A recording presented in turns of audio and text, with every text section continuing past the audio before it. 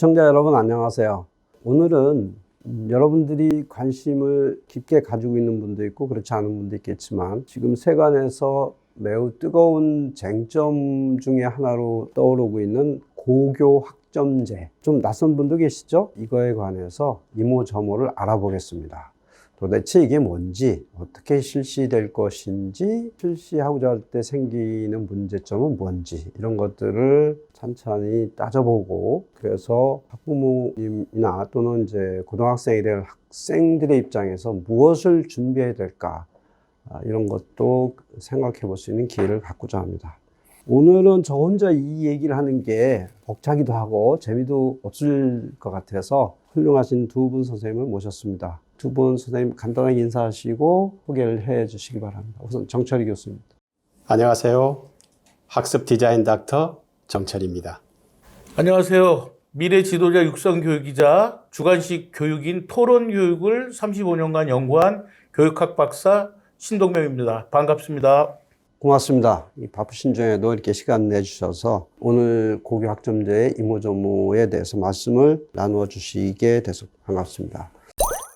오늘 제 1부에서 말씀드릴 주제는 고교 학점제란 무엇인가인데, 이 고교 학점제의 기본적인 뜻은 지금은 이제 학년제잖아요. 1학년 때 들어야 할 과목 듣고 다 들으면 2학년 올라가고, 과목당 주어진 출석 일수의 3분의 2 이상만 출석하면 3학년 올라가서 졸업을 하게 되는, 이걸 이제 한마디로 말하면 학년제라고 얘기를 합니다. 그리고 실제 이제 고등학교 아이들이 듣는 그 과목 단위를 이제 단위라고 하는데, 이를테면 한 학기 동안 17주를 학교 다니는데 50분 수업을 빠짐없이 들으면 그 1단위 이렇게 계산하거든요. 그 계산하는 방식은 학점하고 거의 같습니다. 다만 이것이 학년제하고 묶어져서 1학년, 2학년, 3학년 이렇게 단계적으로 밟아 나가도록 하는 게 지금 제도라고 하면, 학점제라고 하는 것은 이 학년제를 상당히 무시하는 제도입니다. 대학교 들어가시면은 1학년 때 4학년 선배들이 듣는 과목 들어가서 같이 들을 수 있잖아요. 그러니까 학년을 무시하고 고등학교 3년 동안에 들어야 할 과목과 학점 수를 채우기만 하면 졸업장을 준다, 이런 개념이 되겠습니다. 그래서 고등학교를 마치 대학하고 비슷하게 운영한다. 엄밀히 말하면 학년제가 없어진다, 이렇게 볼 수도 있습니다만 고등학교 특성상 100% 없어지는 건 아닐 것 같습니다. 그 핵심을 보면은 세 가지로 볼 수 있습니다. 첫 번째는 작년이죠. 초등학교 6학년, 올해는 중학교 1학년이 되겠습니다. 이 학생들이 고등학교 1학년이 되는 25학년도부터 학점제를 전면 적용하겠다 하는 게 첫 번째고요. 두 번째는 고교 학점제에서 여러 가지 선택 과목이 늘어나는데, 이 선택 과목에 대해서는 성취평가제를 실시하겠다. 성취평가제라고 하면 조금 쉬운 말로 바꾸면 절대평가라고 볼 수 있습니다. 그리고 지금 현재 고등학교 이수학점이 204단위인데 이걸 학점제로 바꾸면 192학점만 이수하면 졸업할 수 있게 한다는 것이고요. 세 번째가 학교 밖 전문가나 이런 분들이 교사가 아니어도 가르칠 수 있게 하고, 아이들이 학교 밖에서도 학점을 따게 하겠다. 그리고 한 학교 안에서 듣기 어려운 과목은 이웃 학교하고 함께 운영하는 공동교육과정을 운영하겠다. 이렇게 이제 크게 세 가지로 이제 방향을 정했습니다. 지금까지는 국가가 교육과정을 정하고 학교와 교사 중심으로 교육이 이루어졌다면, 고교 학점제는 좀 더 확실하게 학생 중심의 교육을 실현하겠다, 이런 취지를 가지고 있는 거죠. 예, 이게 이제 대체적으로 지금 현재 교육부가 실시하려는 고교 학점제의 내용이라고 볼 수 있습니다. 세부적으로 들어가면 굉장히 복잡한 여러 가지 내용들이 관련되겠습니다. 정 교수님은 처음에 이 고교 학점제를 실시하겠다는 발표를 들으시고 어떤 생각이 드셨어요? 한 학생이 유학을 가면서 이런 이야기를 했어요. 국어 시간에 나는 한 번도 내 생각을 표현해 본 적이 없다. 아이들에게 선택권이 없었던 거죠. 세상의 모든 아이들은 다 다르다. 똑같은 아이는 하나도 없다. 그러니까 100명의 아이를 한 방향으로 뛰게 하면 1등은 한 명밖에 없는 거고, 자기가 원하는 방향으로 뛰게 하면 100명이 다 행복해질 수 있고, 다 꿈을 이룰 수 있다는 그냥 생각을 가지고 있습니다. 인간상이 달라졌습니다. 인재상이 달라진 거죠. 4차 산업혁명이다, 디지털 트랜스포메이션이다, 전환이다, 학령 인구가 막 저하돼서 이제는 소수의 아이들이 국가를 책임져야 되고 이제 이렇게 가야 되는 절체절명의 어떤 그런 상황에 있기 때문에 이거는 진즉 변화했어야 되는데 시기를 놓친 거죠. 지금이라도 고교 학점제가 시행이 되니까 진통이 있겠죠. 시행하는 과정에서. 그렇지만 저는 고교 학점제는 가야 된다. 갈 수밖에 없다. 그거는 그냥 미래가 원하는 거다. 그렇게 생각을 하고 있습니다. 기본적인 취지만으로 보면 고교학점제는 필요하다. 그리고 이미 여러 나라에서 선진국의 경우는 대부분 형태는 좀 달라도 고교학점제가 실시되고 있다. 우리는 늦었지만 실시한다는 건 환영할 만한 일이다. 그럼 이게 언제부터 실시되느냐를 보면 교육부가 작년에 발표한 걸로 치면 이제 올해는 특성화고등학교에 대해서는 고교학점제를 전면 실시를 하고 일반고의 경우에는 23년 1학년, 24년 1, 2학년 이렇게 해서 순차적으로 적용을 확대해서 25년에는 고등학교 1, 3학년이 전부 적용이 된다. 이렇게 지금 예정을 하고 있습니다. 그런데 고교학점제를 도입하기 위해서는 연동해서 좀 변화될 게 좀 몇 가지 있습니다. 가장 중요한 거는 국가교육과정이 같이 바뀌어야 되는데 현재 교육부가 교육과정 개정 작업을 하고 있죠. 그래서 올해 연말에는 2022 교육과정이 개편이 마무리돼서 지정 고시 될 예정이고요. 그 다음에 거기에 따라서 가장 중요한 거는 대학 입시는 어떻게 바뀌나 하는 관심이 있는데 대학 입시 제도도 고교학점제에 맞춰서 큰 폭으로 변화될 거다 하는 예상이고요. 올해하고 내년 준비해서 교육부가 2024년 2월 달에 새로운 대학 입학 제도를 발표하는 걸로 지금 일정은 잡아놓고 있습니다. 과연 어떤 대학 입학 전형 제도가 도입되는지 이제 굉장히 이제 우리나라 사회가 시끌벅적할 것 같습니다. 근데 이걸 찬찬히 따져볼 필요가 있을 것 같아요. 이 고교학점제가 현재 우리가 준비된 상황에서 실시될 만한가? 이 고교학점제가 가지고 있는 논리적 또는 현실적 약점들이 있지 않을까? 제가 볼 고교학점제의 성공에 대한 문제는 수업 방식에 대한 내용이 전면적으로 바뀌어 있어야 된다는 거예요. 이제는 티칭이 아니고 코칭이다 내지는 멘토링이다 얘기하는데 정말 글로 가야 되는 거거든요. 고교학점제가 성공하기 위해서 전제 조건이 있다는 거죠. 학생 수가 적어야 된다는 거예요. 그러니까 지금의 교실의 인원수가 적어져야만 밀도 높은 교육이 실시될 수 있는 환경이 존재가 가능한 거죠. 그리고 선생님들이 많이 배치가 돼야 되는 거예요. 그래서 과목도 아까 얘기처럼 다양한 과목이 전문성을 같이 갖추고 있는 선생님이어야 되는 거죠. 이랬을 때 아이들도 효과가 있고 열정도 더 쏟을 수 있고 평가도 누구든지 수긍할 수 있는 객관성을 확보할 수 있고 이게 저는 전제 조건인데 이거를 현실로 만들려니까 너무 많은 경제적 부담이나 환경의 변화 이게 이제 존재되는 것 때문에 논란이 있는 게 아닌가 지금.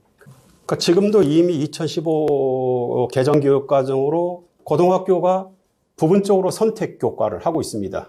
1학년 때 7개 공통 과목을 하고 2학년 때 일반 선택, 진로 선택, 그 다음에 이제 고교학점제가 전면 시행되면 융합 선택이라고 하는 과목이 들어오게 되는데 문제는 뭐냐면 현재 고1 아이들도 선생님이 갑자기 페이퍼 한 장 나눠주면서 2학년 때 너희들이 배울 일반 선택, 진로 선택해라. 그랬을 때 이 과목이 뭘 배우는 건지도 모르고 그리고 결국은 어디로 선택이 되어지냐. 입시에서 이게 유리하느냐. 수능에서 유리하느냐로 가지. 자기가 좋아하는 거나 잘하는 거에 초점을 맞추는 게 아니라 그게 현실입니다. 그래서 고교학점제가 성공을 하려면 지금 아무도 모르죠. 2024년에 발표가 되니까 2028학년도 수능이 어떻게 바뀔지 대학교 입시가 미령으로 바뀐다는데 어떻게 바뀔지를 모르는 상태이기 때문에 이것도 정권 바뀌면 또 바뀔 거 아닌가? 그래서 약간 관망해 보는 그런 분들이 많은 것 같습니다. 좀 아까 말씀하신 대로 이게 과연 대학 입시에는 어떻게 연결될 거냐 하는 문제, 또 하나 지금 이제 검토돼야 될 것이 일반 선택 과목으로 다양한 과목이 개설이 되는데 이 중에 어디까지가 수능에 출제되는 과목인지 아닌지. 그러니까 지금처럼 국영수가 입시에서 당락을 결정할 정도로 중요한 것이 계속 가버리게 된다면 여전히 국영수 중심으로 갈 수밖에 뭐 고교 학점제니 뭐 교과 진로 선택 중심으로 가니 국영수가 입시의 당락을 결정하는 것이 좀 약화가 되어지고 또 아이들이 자기 적성에 맞춰서 자기 흥미에 맞춰서 뭔가 이제 과목을 선택해야 되는 가장 제가 말씀드리고 싶은 핵심은 뭐냐면 입시가 불투명한 상태에서 입시가 변하지 않는 상태에서 고교 학점제는 선택이 조금 무기력화될 수도 있다 그런 생각은 들어집니다. 그래서 이 고리를 어떻게 자르거나 아니면 바꾸느냐가 그렇죠. 고교 학점제의 가장 그렇죠. 성공 여부를 결정짓는. 공부하는 환경의 문제와 평가의 문제가 완벽하게 바뀌어야만 고교 학점제는 성공할 수 있다. 교육 환경을 철저히 아이들 중심으로 해서 아이들이 가르치고 아이들끼리 익히는 그러한 교육으로 가져야 되는데 그리고 그 속에서의 평가를 하는 형태가 돼줘야 되는데 그러한 교육 환경이 전혀 만들어지지 않으면 고교 학점제는 도입을 해봐야 결과는 과거나 똑같다. 아이들 중심의 스스로 할 수 있는 토론 방식의 교육 환경이 도입되지 않는 한 고교 학점제는 성공하기 어려울 거다 이런 생각이 듭니다. 관련해서 지금 고교 학점제 도입이 가져오는 가장 큰 변화 중에 하나가 지금의 내신 성적이 전부 다 상대평가인데 성취평가로 바뀐다는 거잖아요. 절대평가. 물론 1학년 때 있는 공통 과목은 여전히 상대평가가 적용이 되지만 2학년, 3학년 때 하는 일반 선택이나 진로 선택은 전부 다 이제 성취평가 또는 달리 말하면 절대평가로 간다는 것인데 많은 분들이 이게 대학 입장에서 내신 성적을 반영하고자 할 때 과연 절대평가 결과를 어떻게 신뢰할 수 있느냐 그래서 굉장히 부정적으로 보는 경향이 있는데 정 교수님께서는 뭐 어떤 해법 같은 게 있을까요? 지금도 이제 고3 진로 선택 과목은 대학에서 인서울 대학에서 아예 반영 자체를 안 하죠. 안 하고 있는 학교들이 많습니다. 고교 학점제라는 거는 절대평가제로 갈 수밖에 없는 제도인 거죠. 왜냐하면 학교를 이동하면서 수업을 들어야 되거나 온라인으로 수업을 뭐 들어야 되거나 또는 대학에 가서 뭐 공부를 해야 되거나 그렇기 때문에 뭐 절대평가를 할 수밖에 없는 거죠. 그러면 이제 어떤 현상이 생길 수 있을 것 같냐면 1학년이 공통 과목이 등급이 딱 나눠져 있으니까 논란이 없죠. 뭐 1학년 공통 과목은. 그런데 이제 2, 3학년의 성취제 평가, 이 절대 평가는 논란의 소지가 있죠. 미국 같은 경우는 다양한 활동 중심이고 비교과가 활성화되어져 있고 그런 것들이 서술형으로 평가가 되어지고 입시에서 평가를 할 수 있는 평가 시스템이 수많은 시행착오를 거쳐서 완벽할 정도로 구축되어져 있고 또 AI나 서술화되어져 있는 평가 방식도 정교해져 갈 거라는 예측들을 하고 있습니다. 그래서 고교 학점제가 풀어야 될 숙제들이 공정성 시비나 여러 가지 것들이 있는데 그래서 그걸 해결할 수 있는 한 가지 방법은 말하자면 뭐 객관식 평가나 선생님이 이거 끄적거리는 거에 있어서 학생들의 이 성적이 왔다 갔다 하는 게 아니고 다른 방식, 이를테면 서술형 평가, 또 토론 뭐 이런 식으로 수업 방식이나 평가 방법이 완전히 바뀌어야 되지 않을까. 그럴 뿐만 아니라 다양한 평가의 방식들 그러니까 예를 들어서 뭐 지금 도입된 수행평가가 상당히 주관식 교육을 정착시키는데 많은 역할을 할 거라고 보는데 선생님 한 사람의 평가가 아니라 아이들까지 포함되고 그리고 다른 선생님들의 평가들 이런 것들이 굉장히 원활하게 돼줘야 되고 사실 이런 게 또 고교 학점제하고 다 연결되어 있는 건데 그 외국 같은 경우에 그렇게 되어 있잖아요. 자기가 이 수업 과정을 다시 편제해서 할 수 있는 그런 권한을 주는 것처럼 교과서에 있는 진도가 아니고 내가 볼 때 이렇게 연결해 놓으면 훨씬 더 효과가 있을 거라고 해서 다시 짤 수도 있는. 그 신 교수님 말씀을 달리 요약하면 내가 어떤 과목을 찍어서 선택하는 게 중요한 게 아니고, 그죠? 그 과목을 선택했을 때 내가 어떤 내용을 어떻게 배워서 내가 알고 싶은 영역을 점점 깊이 들어갈 거냐 하는 그렇죠. 선택권을 아이들에게 줘야 되는데 그렇죠. 예, 예. 그러면은 기본적인 교육 과정에 대한 생각, 교과에 대한 생각이 바뀌어져야 되고 바뀌려면 평가 자체가 달라져야 되는데 닭이 먼저인지 달걀이 먼저인지 그다음에 이제 입시는 여기에 대해서 어떤 영향을 주고 있고 이걸 어떻게 완화시켜야 되는지 이런 이제 얽히고 설킨 문제가 참 많은 것 같아서 저는 개인적으로 무슨 생각을 하냐면 한 칼에 해결할 길은 없다고 봐요. 그럼 어떻게 되느냐? 교육 주체들이 머리를 맞대고 끊임없이 고민하고 새로운 방안을 찾아내고 그 찾아낸 만큼 실천해보고 또 수정하고 하는 작업이 있어야 된다고 보는데 이러기 위해서는 선생님들에게 상당히 많은 권한을 줘야 된다. 그리고 부모들은 그걸 응원하고 격려하고 이런 식의 좀 교육 공동체에 함께하는 노력이 좀 필요하지 않겠느냐.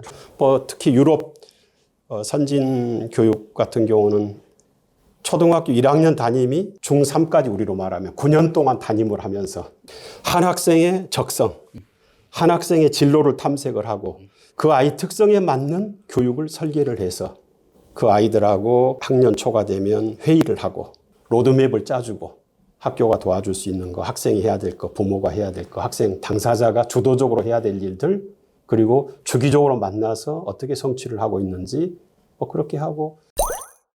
그래서 이제 다시 한번 좀 정리 차원에서 고교학점제의 기본 방향은 대체로 뭐 가야 된다 했는데 고교학점제로 가야 되는 방향은 정해졌지만 실제로 가기 위해서는 장애물들이 이제 몇 개 있었고요.